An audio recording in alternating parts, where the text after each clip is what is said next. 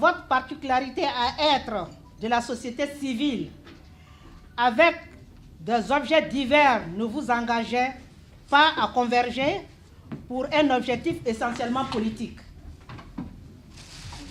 Nous avons eu besoin de vous, surtout à un moment où notre pays en avait besoin pour se défaire d'une dictature et ramener la paix. Par la suite, avec votre expertise d'un autre genre, vous avez contribué à consolider la cohésion sociale, sans laquelle le développement économique aurait été impossible. Cet appui doit être apprécié à sa juste valeur. C'est pourquoi les structures spécialisées des femmes et des jeunes du RHDP ont pris sur eux, en collaboration avec la délégation du RHDP, de vous honorer. Autant que vous êtes, vous avez démontré votre attachement aux idéaux de liberté, d'unité, de paix, de justice, de démocratie, de solidarité et de consolidation de la cohésion sociale que défend le RHDP. Le RHDP Paris s'est ainsi voulu reconnaissant vis-à-vis de ces associations qui ont toujours prêté main forte à ce rassemblement des oufouettistes pour la démocratie et la paix en Côte d'Ivoire. Le pays nous appelle, si nous avons dans la paix ramené la liberté, notre devoir sera d'être un modèle de l'espérance promise à l'humanité, enfants unis dans la foi nouvelle, la patrie de la vraie fraternité. Bâtir la patrie de la vraie fraternité, cela nécessite certainement une vision et peut-être l'exemple du RHDP selon des observateurs. L'exemple du RHDP est frappant parce que c'est une unification des partis et c'est ça qui fait les piliers de l'émergence. Et si la Côte d'Ivoire réussit ce pari-là, les autres pays en Afrique, prenez un exemple comme le Mali, il y a plus de 200 partis. Et c'est sûr que l'exemple de la RHDP, si ça réussit, ça va rayonner à travers tous les autres pays africains et on va pouvoir avoir des partis solides qui vont accompagner le développement et l'émergence. Et si l'on voit au RHDP une force d'avenir capable d'accompagner vers l'émergence de la Côte d'Ivoire, il faille nécessairement avoir des militants solides, décomplexés et bien informés sur les actions de développement que mène le président du dit parti à la tête de l'État. C'est l'exercice auquel se sont soumis deux membres du directoire politique invités pour la circonstance à prononcer cette conférence. De revenus pour les paysans, c'est une croissance inclusive. Ils avaient 3 000 milliards en tout, aujourd'hui ils ont 5 000 milliards de revenus. Quand il y a eu le déblocage des salaires des fonctionnaires et que tous les fonctionnaires sont augmentés et qu'il y en a même qui vont du simple au double au niveau de leur salaire, c'est la croissance inclusive qui a permis de faire ça. Lorsque nous construisons 15 000 salles de classe, qui correspond à 2188 écoles au niveau du primaire, c'est ce que l'on appelle croissance inclusive. Quand on arrive aux affaires et que Bouna a 1% de taux d'électrification et qu'aujourd'hui nous sommes à 17% du niveau d'électrification de Bouna, on appelle ça, nous, croissance inclusive. Quand à Doropo, il n'y a pas d'eau, souvent les gens sont obligés de traverser la frontière pour aller au Burkina pour chercher de l'eau. Et que pour la première fois, à l'occasion de la venue du chef de l'État, les gens ont vu une pompe avec l'eau qui coule. Pour la première fois de leur vie, nous, on appelle ça croissance inclusive. Quand à Man, on met un château d'eau qui règle définitivement le problème d'eau à Man, quand à Béoumi, à Boaké, on met des châteaux d'eau, nous, on appelle ça croissance inclusive. On n'a aucun complexe à mener ce débat. Donc, on peut dire que ce n'est pas suffisant. Parce que nous avions, rappelez-vous, en 2008, 48% de la population qui était pauvre. Lorsque le président est arrivé aux affaires, Oui, nous sommes descendus aujourd'hui à 46%. Quand le président dit qu'on a 10% de pauvres en moins, c'est parce que nous sommes passés de près de 53 à 55% à 46% aujourd'hui. C'est la croissance inclusive qui a permis de réduire le niveau donc, de pauvreté. Lorsqu'on a le SMIC, comme il a dit, qui augmente, ainsi de suite. Donc la croissance inclusive, ça peut être un débat totalement théorique. Si la croissance inclusive, c'est stocker l'argent quelque part, puis alignez-vous, on va vous donner chacun, comme on a un taux de croissance, chacun vient prendre 5 000, bon là, il n'y aura pas de croissance inclusive. Mon ami Diarasso Anibou qui est là, m'a raconté une histoire parce qu'il était à Abidjan, et puis il y a un chauffeur de taxi qui, comme vous, se plaignait que rien ne va. Vraiment, depuis que le président Ouattara est là, rien ne va. Et faites attention à ce discours. Faites attention à ce discours, parce que sinon, on va dire rien ne va, et puis un jour, on va regretter Alassane Ouattara. Et Anibou qui lui demande, il dit, mais toi, comment ça s'est passé avant Souk Gbagbo? Il y avait des barrages, on dit, grand frère, il y avait trop de barrages. Il dit, mais les barrages là, tu pourrais payer combien en moyenne par jour? Je dis, bon, on est 2, on se relève tous les jours, mais tous les jours, si on n'a rien payé, c'est 5 000. Anibou dit, bon, donc 5 000 francs rapportés à 30 jours, si vous êtes 2 à travailler, donc ça fait 150 000 francs que vous payez par jour. Aujourd'hui, tu payes combien? Il dit, je ne paye rien. Il dit, bon, Alassane Ouattara t'a permis de gagner 150 000. Mais ça, c'est des choses qu'il faut. Et c'est notre rôle. Moi, le président, vraiment, je suis malheureux pour le président. Il ne peut pas faire tout ça. Et puis nous, on est incapables d'expliquer ça aux populations. Et certains disent que Gbagbo était mieux. Gbagbo n'a même pas pu faire le 1 millième de ce qu'Alassane Ouattara a fait. Et nous sommes en train de nous laisser submerger par des fausses perceptions de populations qui disent que rien ne va. Moi, je ne peux pas accepter ce discours. Je ne peux pas accepter ce discours. Donc, pour te dire, même l'inflation, il y a un mécanisme économique, il en a parlé. Il en a parlé. Et ça, je vous donne des éléments de langage pour parler avec les gens du FPI, qui se disent panafricains, et ainsi de suite. Qui se disent que Gbagbo est enlevé parce qu'il s'attaquait aux intérêts de la France. Bon, je pense que Venance a souvent démontré qu'il n'a jamais été contre les intérêts de la France, mais bien au contraire, il garantit les intérêts de la France.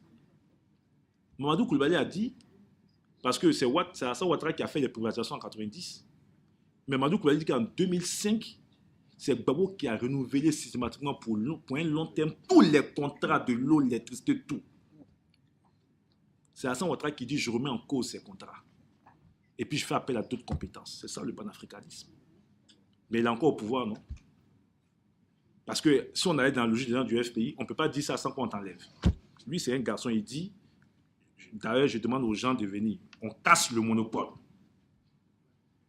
C'est Alassane Ouattara qui dit qu'il y a des cartels. C'est-à-dire des gens qui spéculent entre eux. Dans le milieu de la viande, par exemple, ou du riz, ainsi de suite, des gens s'entendent. Tu es commerçant, je suis commerçant, venant ce commerçant, on dit, bon, au lieu d'aller nous, on s'entend, on fixe le prix à ça, et puis chacun gagne. Le président dit qu'il va casser les cartels. Mais les bavards qui ont passé leur temps à gouverner, ils ont fait quoi? Et puis ils vont venir nous dire qu'ils sont mieux que nous. Parce que sous leur régime, là, c'était pire. Je ne peux pas accepter, honnêtement. C'est une insulte au président que de venir dire que tout va mal. Soit on est des militants ou on n'est pas des militants. On peut dire qu'il y a des choses à améliorer. On peut dire là encore, il y a des efforts à faire. Mais je ne peux plus accepter qu'on vienne dire que tout va mal. C'est qu'on n'était pas en Côte d'Ivoire, c'est qu'on n'a pas vécu en Côte d'Ivoire. Vous parlez de CHU aujourd'hui, vous parlez des hôpitaux. Mais la ministre de la Santé, au grand débat des RFI, a expliqué. Parce que quelqu'un s'est lié pour dire oui, le président dit qu'il va faire scanner, il n'y a pas scanner. Elle a expliqué qu'un scanner là, ce n'est pas fabriqué, puis c'est gardé, puis qu'on va acheter, on va prendre. C'est quand tu veux prendre là, que tu passes la commande et puis on fabrique. Donc, entre l'annonce du gouvernement, le décaissement de l'argent et puis l'achat, il y a 8 mois, parce que c'est maintenant les gens vont fabriquer pour on va les prendre. Mais elle dit, depuis pour certains CHU, 1963, et pour d'autres CHU dans les années 70, il n'y a eu aucun béton nouveau qui a coulé dans nos CHU. C'est sous Alassane Ouattara qu'on a commencé à réinvestir dans nos CHU. Sinon, avant ça, il n'y a eu aucun investissement en dehors de la réhabilitation du CHU de Cocody qui a été fait par les Japonais à l'époque. Et puis nous, on va venir dire que tout va mal, que rien ne va. Vraiment, c'est être méchant. Merci. C'est vraiment être méchant. Merci beaucoup, méchant. Là où les choses iront moins bien, c'est si nous nous asseyons là pour regarder M. Ouattara travailler seul. Et c'est malheureusement notre tendance à nous Ivoiriens. Ah, le président a fait ceci, ah, le président a fait cela, le président a fait ceci. C'est là l'erreur. Le président, c'est un homme. Et à lui tout seul, là, il ne peut pas tout faire. C'est à chacun de nous, à chaque Ivoirien, où qu'il se trouve, à quelque niveau qu'il se trouve, d'apporter sa pierre. Le président, lui, il guide.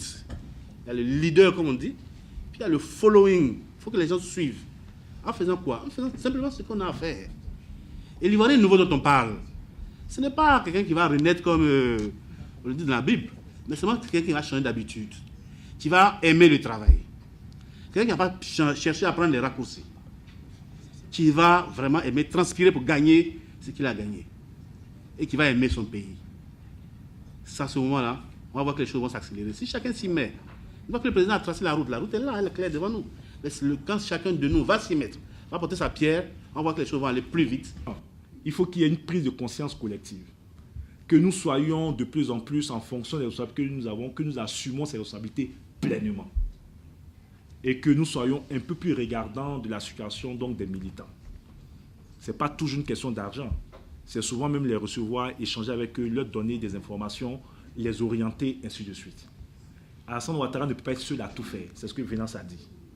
Après Alassane Ouattara, il faut que tous ceux qui ont eu l'opportunité d'occuper des responsabilités, c'est même pas au niveau de l'État, je parle des responsabilités politiques, nous avons l'obligation de jouer pleinement notre rôle.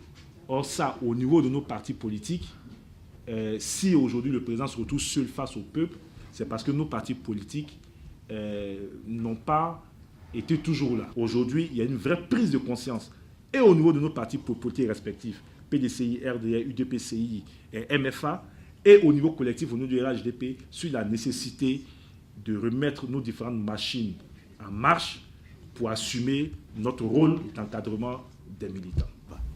C'est un combat de tous les jours pour faire reculer le chômage, pour faire reculer la pauvreté, mais on doit reconnaître que nous venons de loin. Et qu'on n'oublie pas non plus que nous sommes toujours un pays sous-développé. C'est vrai, le président veut nous amener à l'émergence, mais ne l'oublions pas. La Côte d'Ivoire fait toujours partie des pays sous-développés. Donc nous avons toujours les mêmes problèmes de pays sous-développés. Maintenant, c'est à nous de nous battre pour faire reculer la pauvreté. C'est à nous de nous battre pour avoir une meilleure route, meilleure eau, meilleure électricité, etc. Et cette deux enquêtes dit qu'en Côte d'Ivoire, on a 5% de chômeurs. Oui, vous dites, mais toute chose a une définition. Si ce qu'eux appellent chômage, vous avez une autre définition du chômage, mais vous ne pouvez pas vous accorder. Il y a une définition du mot chômage. Allez sur Google, tapez, ce n'est pas nous qui avons inventé. Partout dans le monde, c'est la même définition qui permet de mesurer le chômage partout dans le monde. On dit selon cette définition universelle, validée par le BIT et qui est applicable en France, aux États-Unis, partout, en Côte d'Ivoire, il y a 5% de chômeurs, au Libéria, il y a 3% de chômeurs. Mais cela cache une autre réalité. La réalité que ça cache, et le gouvernement a été très transparent dessus, on a 11 millions de personnes, comme vous voulez des chiffres, qui relèvent de la population active. Sur les 11 millions de personnes, il y a 91% qui sont dans le secteur dit informel. Donc beaucoup de gens travaillent, mais sont dans la précarité. Une précarité grave. Donc ce n'est pas une question de chômage qui est en cause dans nos pays africains. Et la Banque mondiale a fait sortir un rapport pour dire que l'Afrique n'a pas un problème de chômage, mais l'Afrique a un problème de sous-emploi et de précarité. Donc notre défi aujourd'hui, c'est comment aider tous ces gens qui sont des petits métiers non sécurisés, qui n'arrivent même pas à avoir des revenus suffisants pour subvenir à leurs besoins. Le gars, peut-être, il a un potentiel pour survivre de 60 000, mais il gagne 30 000, 40 000 francs par mois. Comment on arrive à... Donc il faut qu'on s'accorde sur les concepts. Sinon, le débat est difficile. On peut débattre jusqu'à demain. Le débat est difficile. Donc, pour revenir à votre question, on a promis 1 million, on a créé 2 millions. Et puis, je vous dis ce que les études ont dit, et ça a été validé par le Bureau international du travail, et c'était validé par la Banque mondiale. Les 2 millions d'emplois, il y a près de 360 000 emplois qui ont été créés dans le secteur formel, c'est-à-dire le secteur privé et la fonction publique. Plus de 200 000 emplois dans le secteur privé, et un peu plus de 80 000 emplois au niveau donc de la fonction publique. Dans le secteur agricole, nous avons eu près de 1 million d'emplois qui ont été créés. Vous savez que, et le président l'a rappelé lors de la fête du 1er mai, ce que les gens ne disent pas, c'est qu'avec la reprise économique, il y a eu aussi dans le secteur agricole un nouveau dynamisme, que ce soit au niveau du café cacao, où les gens ont commencé à replanter les choses, l'anacarde, ainsi de suite. Les revenus de nos parents paysans sont passés, et il a dit, de près de 3 000 milliards à 5 000 milliards. Donc c'est près de 2 000 milliards de francs CFA de revenus supplémentaires que nos parents ont eu aujourd'hui grâce au prix qui est pratiqué. On ne peut pas dire que la population s'appauvrit.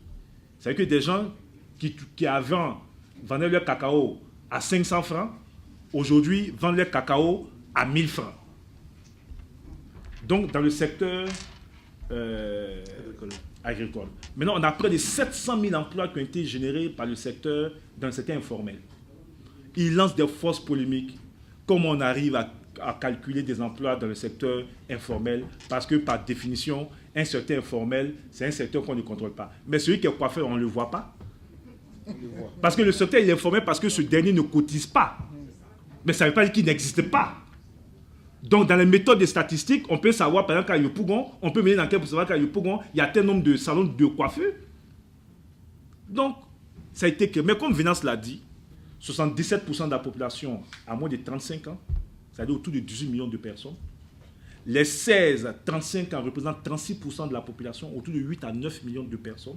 C'est-à-dire des jeunes en âge de travailler, soit ils vont à l'école, et ainsi de suite, ils représentent à peu près 8 à 9 millions de personnes. Si vous enlevez tous les jeunes qui vont à l'école, tout ça dedans, il y a plusieurs millions de jeunes qui sont en attente de perspectives. Même 2 millions d'emplois, c'est beaucoup à l'échelle d'un pays. Mais c'est insuffisant par rapport aux attentes de ces jeunes. Donc, ceux qui me disent, j'ai mon frère à Yopougon qui ne travaille pas, mais ça, c'est ta réalité. Donc, ce n'est pas parce que ton frère ne travaille pas qu'il n'y a pas eu d'emploi créé. Je peux comprendre, hein? Mais ce n'est pas parce que toi, ton frère ne travaille pas que de facto, ça veut dire qu'il n'y a pas d'emploi créé. Les emplois créés n'ont pas encore touché ton frère. Et le chef de l'État a mis en place des réformes qui vont nous permettre d'aller plus loin dans la création d'emplois. Ce que nous demandons aux jeunes aujourd'hui, c'est leur capacité aussi à changer de mentalité. On a un monde qui évolue, il faut s'adapter. Moi-même, la conseillère du président chargé des questions de jeunesse et de sport, l'année dernière, j'ai décidé d'aller à l'école pour aller actualiser mes connaissances, pour pouvoir faire demain autre chose si je veux faire autre chose. Donc maintenant, il y en a qui sont les plus vulnérables, qui n'ont pas peut-être les moyens. En ce moment, l'État peut apporter des appuis aux gens les plus vulnérables. Un échange franc et des mots d'ordre clairs. Ne jamais tirer sur Ouattara. S'unir autour de Ouattara et du RHDP. Faire du RHDP une force d'avenir. Message qui semble-t-il avoir été bien perçu. Quand nous avons pu échanger sur les réalités socio-économiques de la Côte d'Ivoire en vue d'une future émergence certaine pour tous les Ivoiriens. Donc oui, le RACI est très très heureux et on espère voir ce type de rassemblement se multiplier le plus possible afin de débattre sur les idées de fond pour une Côte d'Ivoire forte, unie et rassemblée. Ce que nous avons retenu, ce sont des militants qui, malgré toutes les préoccupations exprimées, restent attachés à la personne du président de la République. C'est ce qui est essentiel. Ce qu'il faut maintenant, c'est que nous jouons notre rôle d'encadrement en leur permettant d'avoir les bonnes informations, en leur permettant d'avoir de bonnes idées sur les actions du chef de l'État, mais en étant aussi des croix de transmission auprès du chef de l'État de certaines aspirations de ces populations-là. Mais il est bon aussi pour nous d'entendre les critiques réelles et fondées que certains émettent. Nous devons tous nous mettre au travail. Le président fait beaucoup, mais le président tout seul ne peut pas tout faire. Pour le merveilleux Cissé Bakongo, la lutte continue. Que nous ne sommes pas loin d'eux, que nous sommes toujours avec eux, malgré les appréhensions. Ce que nous faisons, c'est une reconnaissance de fait, une reconnaissance pour tout le travail qu'ils ont fait pendant la campagne et après la campagne et toujours ce qu'ils font jusqu'à présent pour le RHDP. Et que nous pouvons continuer toujours le combat ensemble, le combat du RHDP et le combat effectivement de la cohésion sociale, de la paix et de la liberté.